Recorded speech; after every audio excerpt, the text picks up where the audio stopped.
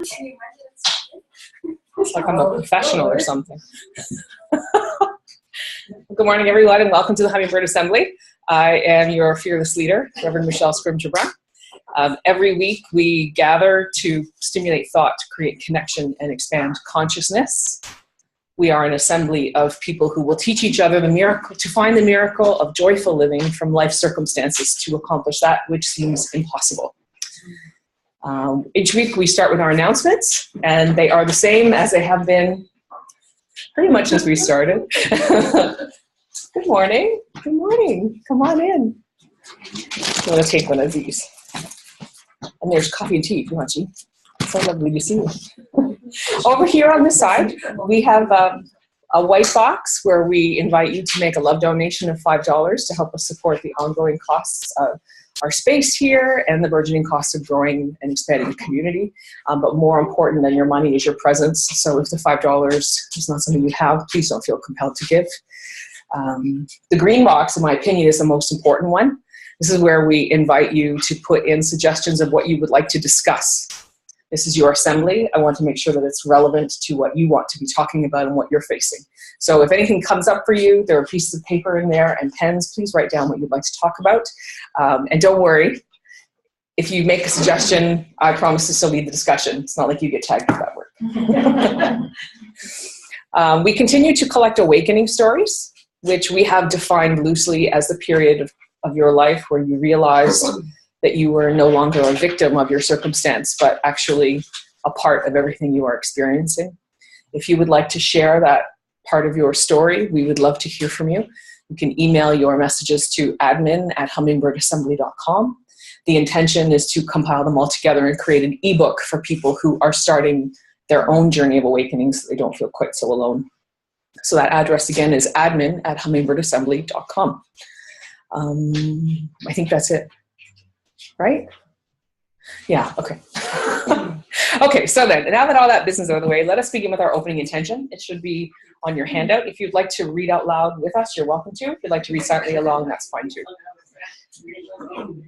May I come to understand that blessings are everywhere, that my attitude will affect outcomes, that challenges are often gifts in disguise.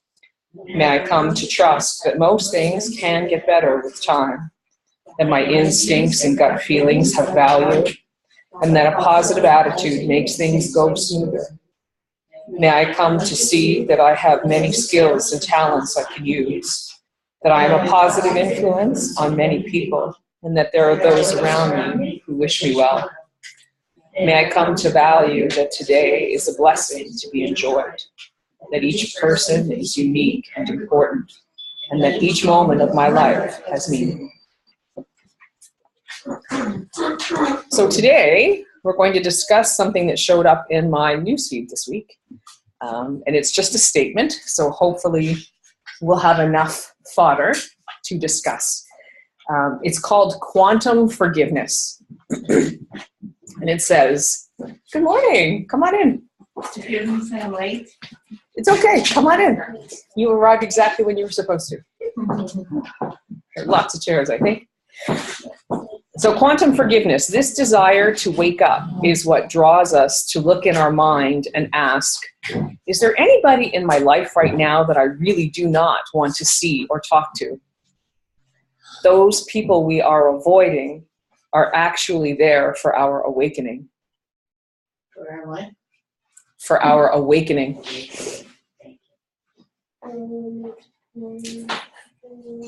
That's really speaking to me right now, just because I have realized that there's some people that I have met before, just in passing, at different things, but they're now in my life. So Tracy, for example, we met over a year before we met here at a coffee shop, and I was working, and she was working at different booths, and we started a little bit of conversation, but it kind of ended there. And then all of a sudden she was here and we clicked that we had actually met before. So, you know, that speaks to it. But then there's also some people that when I first met, I kind of had this like, ooh, I don't know, kind of feeling about. And then they've also become so integral to my life. So it's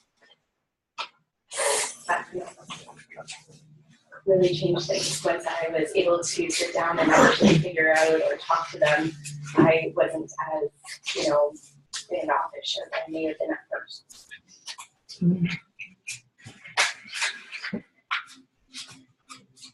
You're looking at me, eh? Well, I feel like you have something you want to say. No, it's just my experience with Mervet. Like, my anxiety kept me from wanting to meet anybody. I was closed off and I didn't want to talk to anyone. And my husband knew I would hit it off with her because he's friends with her husband through work, and he just sprung her on me 5 minutes before they walked through the door saying, "We're having company, come in for dinner, go get ready." And, and I was... And you're still married. Yeah. He took care of everything. Like, at least he had the knowledge to do that. But no, it was the best thing he could have done for me at that time. But yeah, it was the same thing. Like, I was at my worst then, and I was pushing everybody away, not just people that I had a bad feeling about, everybody. And she has changed my life greatly because she introduced me to Michelle and all of you, and my life now, totally different. I don't even want to think where I would have been today if it wasn't for you guys. So, yeah. Ditto, friend. Yeah. When I read that, I was thinking about Maggie. Yes. Right? That part where it says, those people that I do not want to see or talk to, those people I'm avoiding are there for my awakening. Uh-huh. I'm not sure I like that. I have people You know? who ask me from time to time, do you think you'll ever go and see her and pick up that friendship? And I always think, probably not. My response would be more like, right? Like, I think we all have people in our lives. Well, I'd like to think I'm not the only one who harbors for someone. But I think we all have somebody in our life who we have that kind of a violent reaction to. And how do we get to a place of peace with them? Yeah. When we're just like, I don't have any time for you and the pain that you brought to my life. What if they served the purpose they were brought into your life for? It's completed, and you let them go.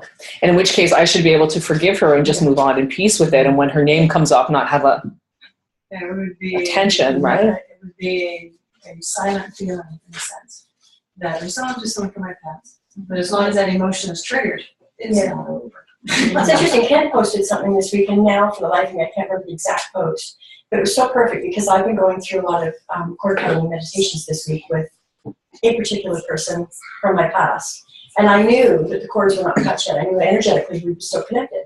And this thing that Ken posted, I'm just going to see if I can find it. Yeah, it was incredible. It was like bam, it hit me right in the face as I've been going through this week.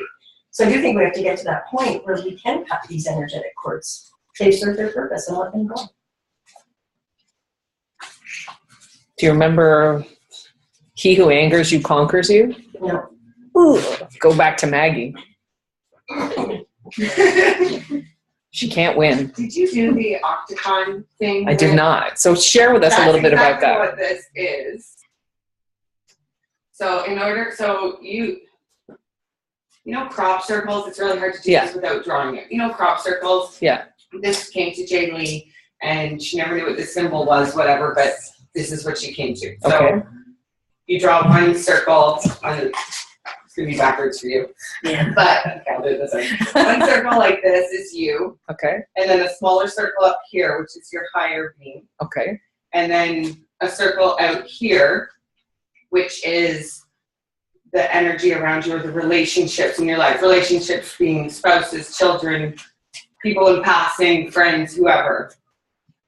And if you draw a bar from the center of you to the center of the outside, or sorry, the center of the outside relationship, that's like a lock. That's the energetic connection that you have with somebody. But if it's not, oh, sorry, I forgot one line. So, and then there's also like you draw a circle around the two circles connecting you to your higher being. Right. Okay, now, if you have an energetic connection, good or bad, to the outside relationship, and we were kind of taking it in a negative, like this person is, you can't, Yeah. you have to detach yourself from that to look up to your higher self to get the answers. If you can find that gap in your physical emotion or attachment or whatever that is to the outside person, when you look up, you'll find the peace and calm and the right answer to move yourself forward. But the more attachments you have, it can lock you. Because you're not looking up. I don't know if I did it any justice. Like, that was a 4-hour course. Right, in like 5 minutes. I'm trying to Yeah. sum up in a nutshell. Right? If and when they come back and they do that, that was a huge. It's a really interesting idea, though. But to have the visual to, like, I don't know, it was very moving. So if we were focusing more on what our higher self, Detach yourself from, is it what our higher self is taking from that cord, because when or what our higher self is investing, like what our self is investing in that cord?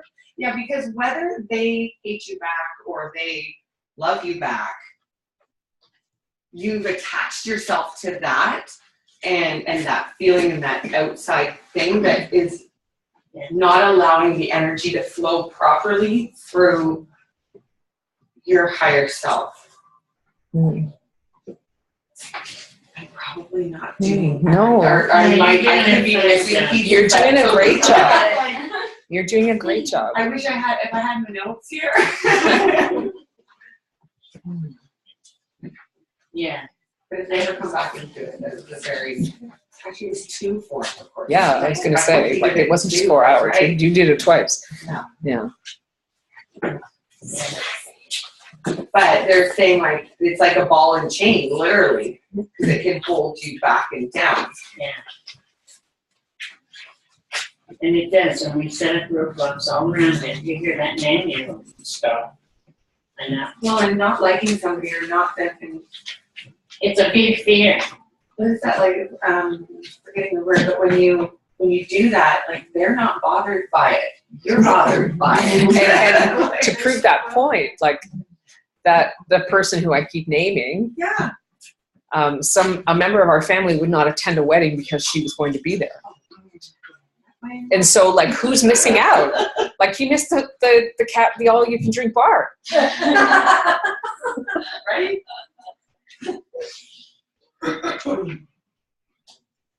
Okay, I found it. There's a silent spot, so I'll slip Okay. this in here. Do not worry about needing to run away from what you consider to be a negative person. A tree that spends its days grounding to the earth and reaching for the sun never worries about being blown away by the occasional wind. Never burns, but Never worries about being blown away by the occasional wind. That just really hit me. can you read it again and a little slower? Do not worry about needing to run away from what you consider to be a negative person. A tree that spends its days grounding to the earth and reaching for the sun never worries about being blown away by an occasional wind. Well, the visual is just going with the flow. Yes, exactly. You know, that's what I get from it. So something negative occurs, so it Just creates let it. kind of a bend, but it doesn't knock you off your route. It doesn't disconnect you from the sun, which is your higher source. You, in that moment, may not feel completely centered, yet it impacts you. So that kind of goes with the ground, open, connect, and protect, right? When you're trying to do that sort of a meditation, right? You're open to your higher power, you ground yourself, and if you get the occasional wind, you're not worried about blowing away if you've done that. Right? Things will come, they will bother you, but they may not bother you as much if you keep your roots in the ground and you keep reaching for your higher power. You can't live in a little bubble. Nothing bad is ever going to happen. You No. can't If it's meditate meant for away you, or it's gonna pray come away. to you, But right? it's about how do we develop our core, or strengthen our core to what we believe is different for each of us. And then how do we develop, what is that resilience? Does something bounce itself off, or is it there? Is that lesson? So where does that resonate within me? Because is that true for me as well? Am I judging that because I judge that within myself? Yes, is that? You know, Because that's kind of like, how do we release it as healing it? yeah, but sometimes you need those things to come to you. Sometimes you need to feel those feelings so you can work through what your purpose here is, right? So you can't ever lessen everything. And that comes back to that lock you're talking about. So it locked you in until you're ready to open up and realize what that lesson is. And who knows, you may never be. It may just be that it's something there to help you forgive yourself, right? You may never be, you don't choose to. Yeah. That's what it comes down to, isn't it? The choice. They're blessings. I've always said blessings. They're Blessings, blessings. that's a word. My own word. I made it. They're blessings that are lessons. Sometimes blessings aren't all sweet, right? Sometimes they're just like, here you go, deal with that. But it's growing to the But you have to, level where you can yeah. look at anything and say, what is this for? What am I to learn from this? What How do bad I or need to good it learn is. from that person, right? Absolutely. Like, sometimes it's what's not to do. We're discussing quantum forgiveness, not quantum physics, which is what I was trying to say a minute ago. Okay. And the statement is, this desire to wake up is what draws us to look in our mind and ask, is there anybody in my life right now that I really do not want to see or talk to? Those people we are avoiding are actually there for our awakening. Mm-hmm. Mm-hmm.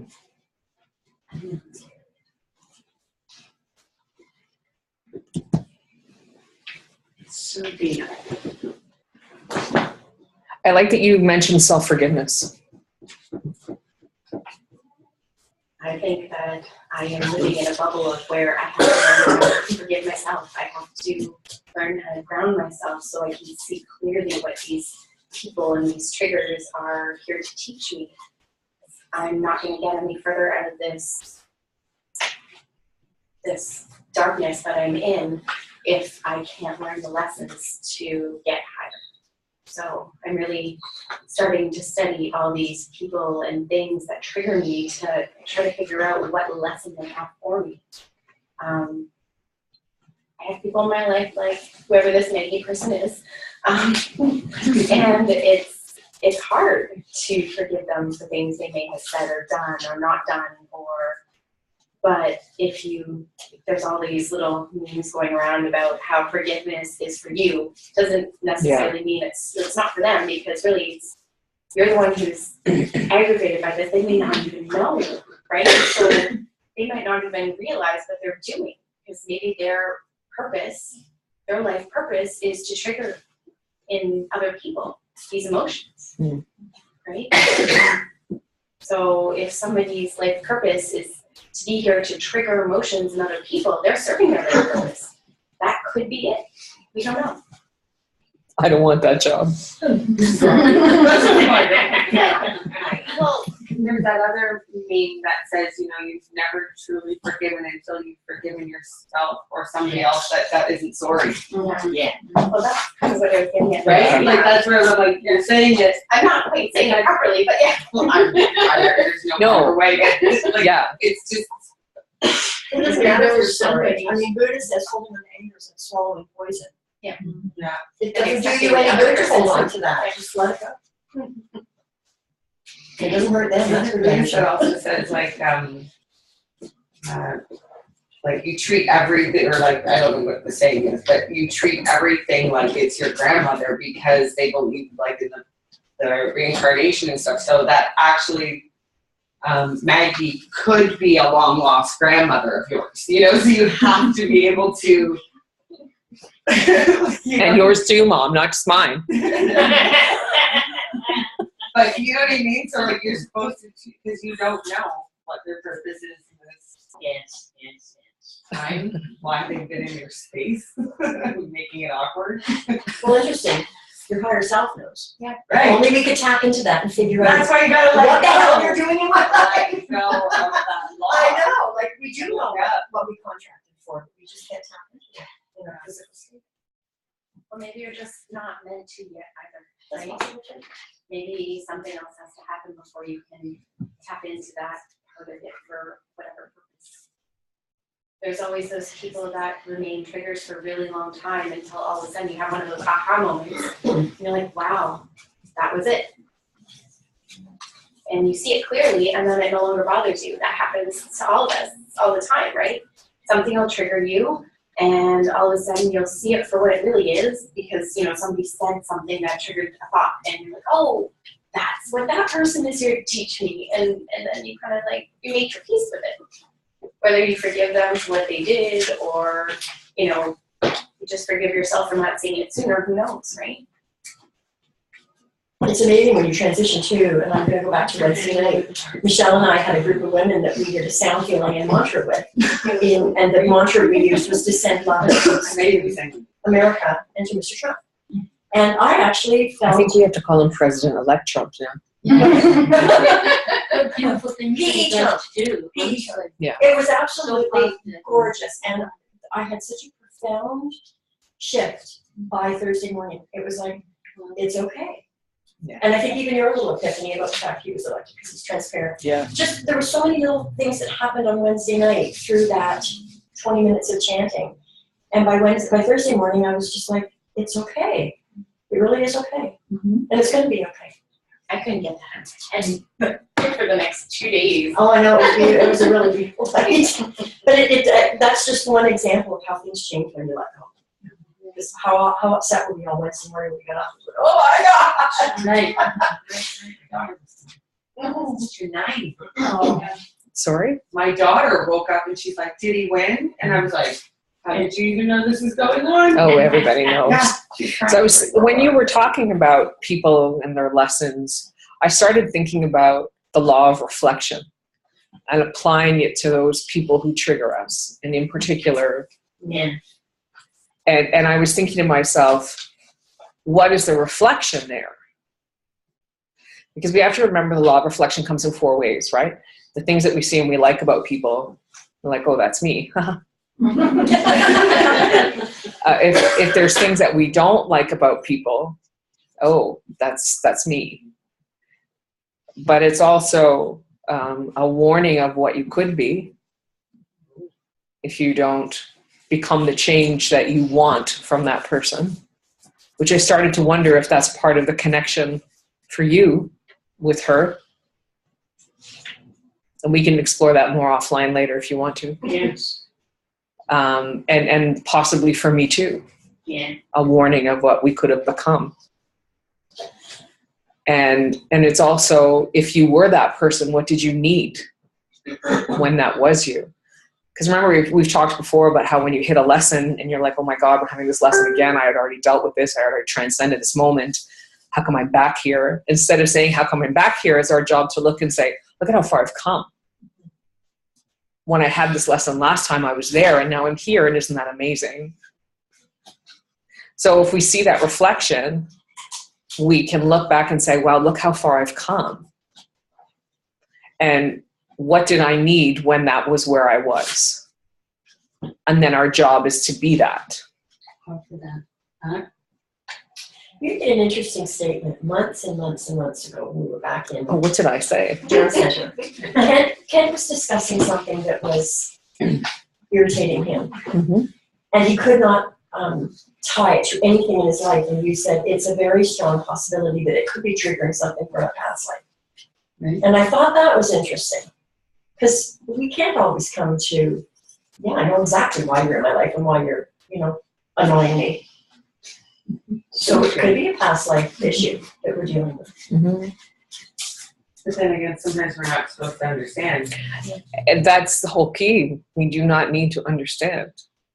And to give up that power. We just need to love them. Accept when you don't understand. That's What's that line? The courage to accept the things I cannot understand, and the wisdom to know the difference. Yeah. Recognizing the difference. Yeah.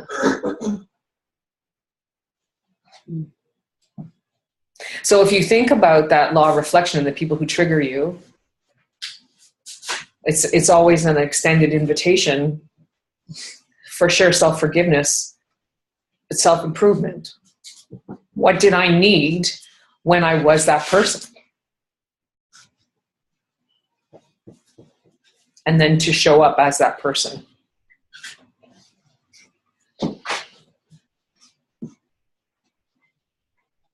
Anyone have any thoughts? Related or otherwise? No? None for you? I think moving ourselves to a position of greater love for ourselves definitely puts us in a position where we don't really care that much. Right. If you don't like me or you trigger something in me, it's like, okay, process that, let it go. Right. So I think And I was thinking about Matt that's kind Kahn, of- right? Like when we're talking about the Yeah. understand, Matt Kahn's response is just love it. whatever arises, Love it. love that. Yeah. Love it unconditionally. That's, I think that's exactly what unconditional love is. yeah. And if we can't give it to others, we are not giving it to ourselves. So it all comes back to self-love. I'm up to 4,500 words now.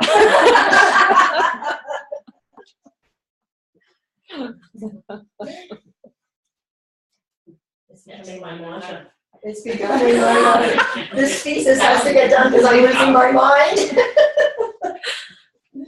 Your ever-loving mind? My ever-loving mind, yeah.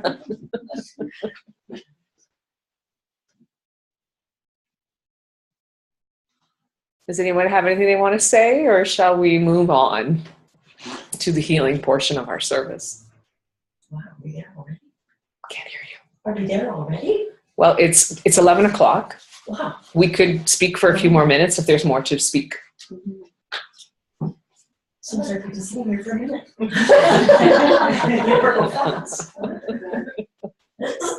To offer perspective on the elections in the States, that I have a political background. Jeannie, I just want to remind you that I'm hearing impaired. Okay. I have a political background in different types of areas. What are the positives? Is that what, from my view, anyways,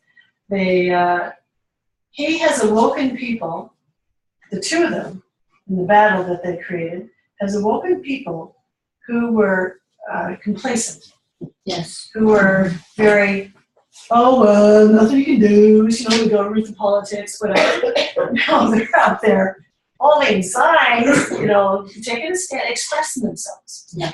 At some point, I'm sure it'll calm down to some degree, because some don't know how to calm down. Right. Now that anger has been triggered, that they've been suppressing, they're just gonna go for nastiness, whatever, because that's the path for some. Where what I see with it is that there are so many times in politics where individuals feel helpless. Mm-hmm. So what I've enjoyed in one way, because my daughter, 16, has been watching this every time it's on TV, and her friends are debating the issues. I was like, yeah. Yeah. Yeah. That's a 60-year-old perspective, but But you really need an engaged populace. right. And to bring that change, Yeah. that world peace, Yeah. of other levels, that he's tapping into that frustration, into that anger of a certain level that people, it's there. He didn't create it. Yeah. He's opened the You door. stirred up the pot, Yeah. right? You Yeah. really stirred it So up. I guess Yeah. the challenge becomes as to how is it managed now? How are those emotions managed? But there'll be more people watching the presidency, talking to their own politicians to get more, they'll be more engaged. I see that as good. Definitely. But Definitely. I And have preferred I would say, too, that more. there's a reason that the adage, awareness is the first step to change, is such a well-known idea. People were oblivious to the fact that these kinds of viewpoints and hate still existed. They can no longer be oblivious. We must be aware in order to change. No, because you really, my word, the asshole, excuse me. Hey, you are among friends here with the drinking swearing word. Yeah. What I asked her is this public image is like really funny. Where what I have observed myself, like 3 days that he's there, he's humble.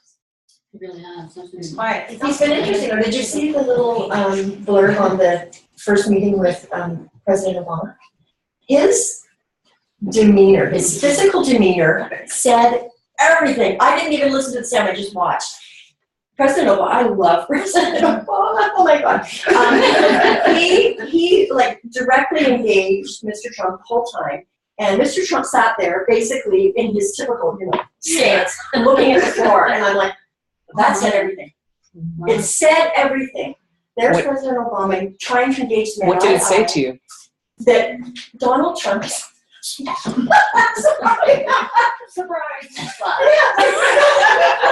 Oh my God. That Didn't realize she needed a banner for that. Well, as you know, I have not followed this election. I just discussed it with my first 10 minutes of seeing it, so I was done it. Well, I think he started on the minute he started running for office, because look how many people are starting to speak up about all these different issues. Yeah. It's not just like, well, it doesn't exist in my world now, so it's okay. People are really starting to come together, and they're really feeling these issues since he started running. Yeah. And it just seems to show, though, that, like that to me said, it really is all about him. Yeah. Everything is about Mr. Trump. Yeah. It's not about the U.S. or what he possibly could do for the U.S. It's what can you do for me? And that stance kind of said that all to me. Whereas, Mr. Obama was, President Obama was very engaged. And, wow, it was interesting. Law of reflection of This is who you are. The transition that's going to happen. Hopefully Scott doesn't need to go This is who you are. or this is who you become. And this is, or this is who you were. Yeah. And being called to be what's required, right? In response to that reflection. I tell you, I'm excited about this time. Like, bring it.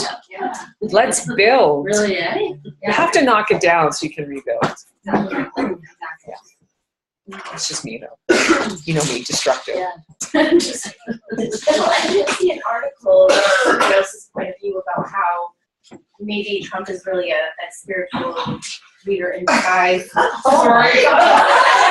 I know, it was really funny. They actually blanked on his face and put like a thing of the universe. The Huffington Post wrote, right? Yeah. And it's great because he's awakened still. Yes. He's He really so, is. although he's everything opposite of what he God believes, damn it. he's actually Interesting. and this whole conversation relates back to that. This is not a good comparison to Buddha, or to Krishna, or to Jesus. The other spiritual leaders. But we vote based on who we don't want. Can you imagine in 100 years, people are praying to Ascended Master Trump? Well, I don't mean like he would be super in that sense. I just mean like he's triggering things that everybody He's sitting up there screaming, "You're fired!" We're not here to inspire, we're here to inspire. We associate spiritual leaders, goodness and love, and all the profound, kind words. And it still creates complacency. That's really an interesting. And that somebody like, I don't know where our asses. which reaction to it is kind of like, people are jazzed. They may not fully know positive or negative, but people are becoming aware and starting to look at what they want to be represented as an American versus what has been. And other countries as well. Taking it everywhere. I love it. Yeah. I was at a conference yesterday and our speaker was American. Brandon Barber, he's fantastic. Yeah. And he's like, you know what? This is the first time in like 15 years that I had no problem getting across the border. They said, "What are you doing here?" Usually he says, "You know what I'm doing? I'm working here." They want his permits. They check out his website. They do that. They just go, "Come on in." I didn't even know what happened. It was like 2 minutes, like the US coming in by the girls.